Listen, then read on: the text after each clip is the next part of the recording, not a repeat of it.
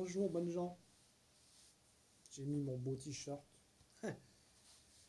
Bien, aujourd'hui, je vais vous parler d'un personnage qui est très important et qui s'appelait Edward Bernays. Je ne sais pas si vous avez déjà entendu parler de cette personne. Edward Bernays était double neveu de Sigmund Freud. Sa mère, d'une part, était la sœur de Sigmund Freud, et son père a marié une des sœurs non, je tiens pas ce que je dis. Non, Sigmund Freud a épousé la sœur de son père. Oh, c'est compliqué. Bref, Bernays était très très lié à Sigmund Freud du point de vue familial. Edward Bernays est considéré comme le père de ce qu'on appelle les public relations. Public relations, les relations publiques. Il a participé pendant la Première Guerre mondiale, il est né en 1891, pendant la Première Guerre mondiale, il a participé à, comment on pourrait dire, le comité pour les informations de presse, quoi. Les informations à divulguer pendant une guerre aux États-Unis. Il vivait aux États-Unis, il est mort aux États-Unis.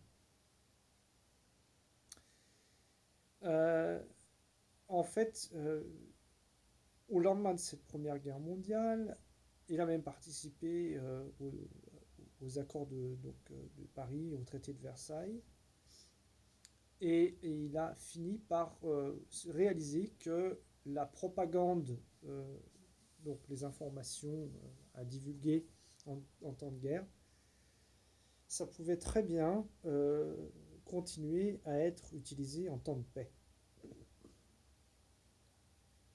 Et voilà qu'il s'est mis à être très actif. Il s'est établi lui-même un conseil, comme conseiller en relations publiques. Il s'est basé notamment sur les écrits d'un certain Lippmann, Lippmann qui était de l'avis qu'il fallait manipuler les masses.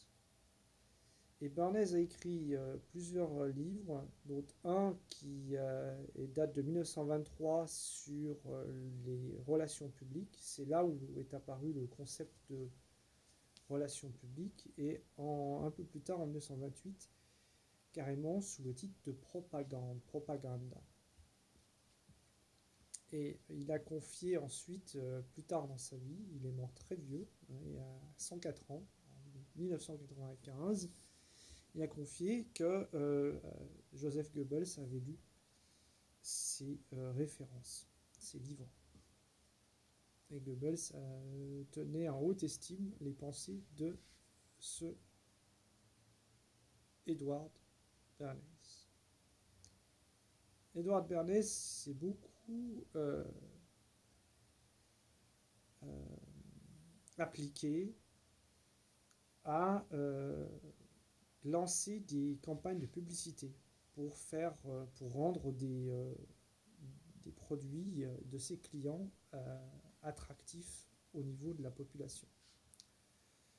Notamment, il y a une histoire de soupe qu'il a fait vendre en faisant donc vanter les qualités de la soupe en question, de la soupe en boîte. Il a aussi travaillé pour Lucky Strike. Et il y a une opération publicitaire qui est très connue. C'est que les femmes étaient réticentes à fumer. C'était pas un geste socialement bien vu de fumer, notamment dans la rue.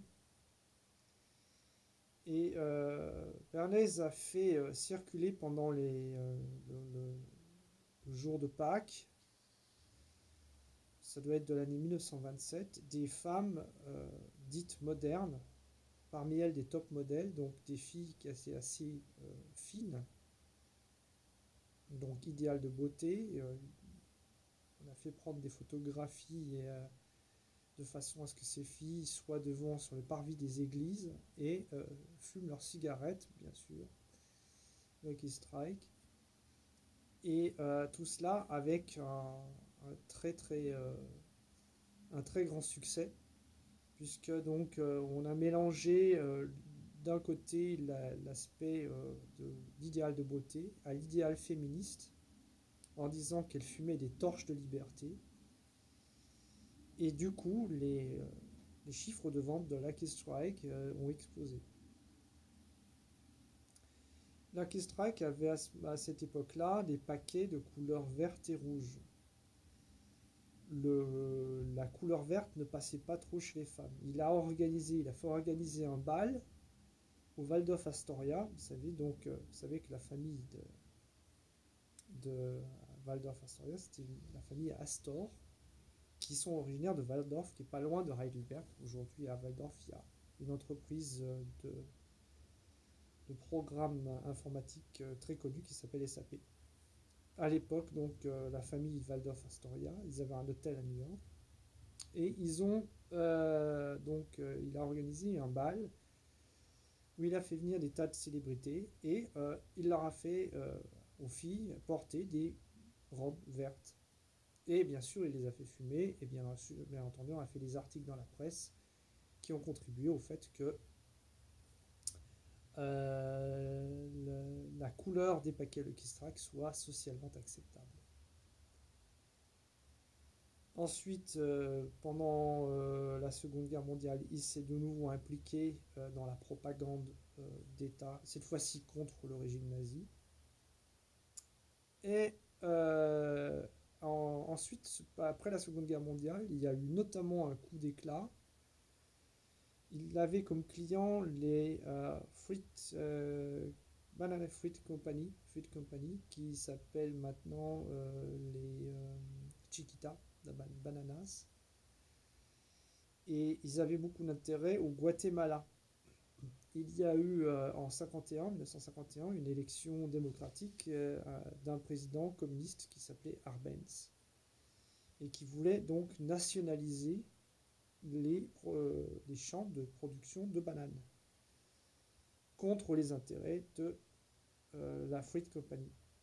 Eh bien, Edward Bernays a organisé une campagne de dénigrement sur le régime communiste, comme quoi c'était une honte de désapproprier les gens, etc., d'exproprier les gens. Il a fait intervenir des scientifiques, des intellectuels pour dire que c'était un scandale, c'est communiste, etc. Une campagne de diatribe anticommuniste.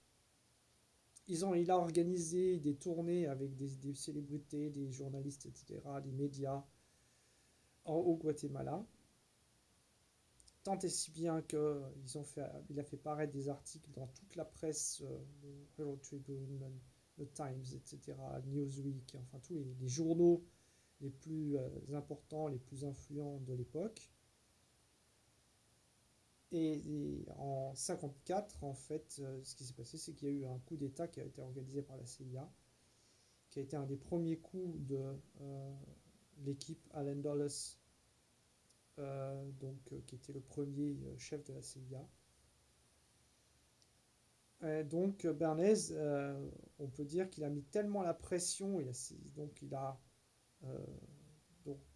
exercé un lobby, un groupe de pression sur les décideurs pour que, in fine, la politique se mêle de l'histoire du Guatemala.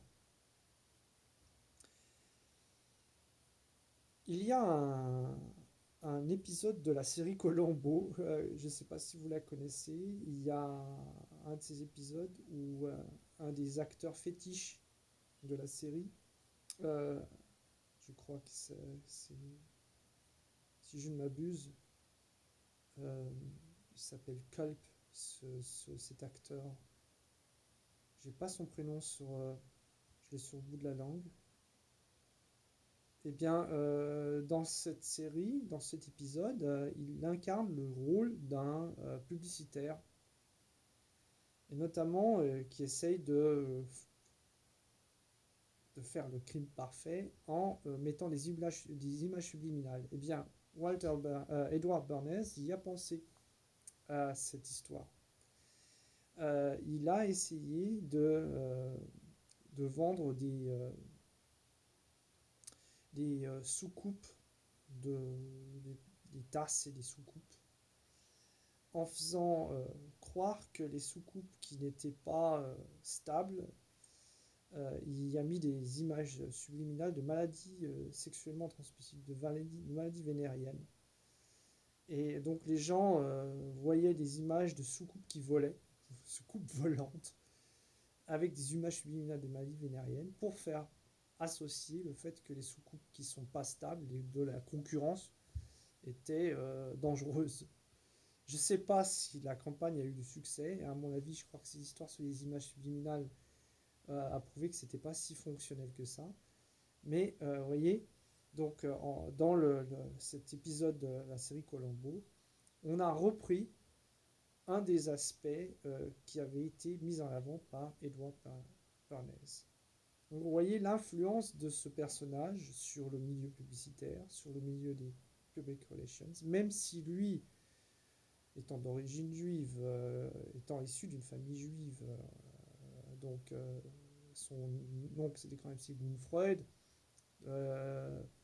était bien entendu anti-nazi, Joseph Goebbels a malheureusement repris ses idées pour le compte du régime nazi. Bernays défendait le fait que la propagande, il n'a jamais dénié qu'il faisait de la propagande, donc de la manipulation des foules. Il a même écrit après la Seconde Guerre mondiale un livre disons, qui résume en fait le fait de fabriquer le consentement. C'est un titre qui a été repris pour partie par Noam Chomsky, qui a écrit ce fameux bouquin Manufacturing Consent Management. La manufacture le management la manufacture du management du consentement. Donc on voit l'influence que ce Edward Bernays a pu avoir sur un ensemble d'acteurs publics, médiatiques du XXe siècle, en bien comme en mal, quoi, on va dire ça comme ça. Voilà. Et je pense que c'est vraiment très important de savoir qui était ce Edward Bernays. Il avait quand même des opinions très très... pour lui, le fait de manipuler les masses, vous ne voyez pas de problème à cela, moralement parlant, étant donné que il considérait les masses comme des gens pas bien pensants. C'est-à-dire, il disait qu'ils avaient une espèce de rubber stamp, c'est-à-dire que en fait, ils n'ont pas un esprit indépendant, mais ils ont une espèce de rubber stamp, c'est-à-dire de rouleau d'imprimante, vous voyez, vous savez, avant, dans les machines à écrire, on avait une espèce de rouleau qui défilait pour imprimer les lettres sur le papier. Enfin, voilà, pour lui, c'était comme ça. C'était une espèce de tampon à imprimer et que en fait on ressasse nous les masses les idées qu'on nous a injectées à longueur de presse et de journaux télévisés. Donc comme quoi Bernays se trouve vraiment augurant toute une ère de manipulation et de ce qu'on appelle le social engineering, l'ingénierie sociale. Et on a parlé de couleurs, je fais référence à un personnage qui s'appelle George Soros, un senior qui a 90 ans maintenant, qui a certainement aussi été influencé par lui parce que Soros, avec sa fondation philanthrope. Là aussi, on parle de philanthropie, de bals philanthropiques organisés chez les Waldorf Astoria. Open Society, il est connu qu'il a financé des révolutions de couleur, la fameuse révolution orange en Ukraine, etc. Voilà, j'ai un coup de fil. Pensez à Edward Bernays, renseignez-vous sur lui et bonjour chez vous.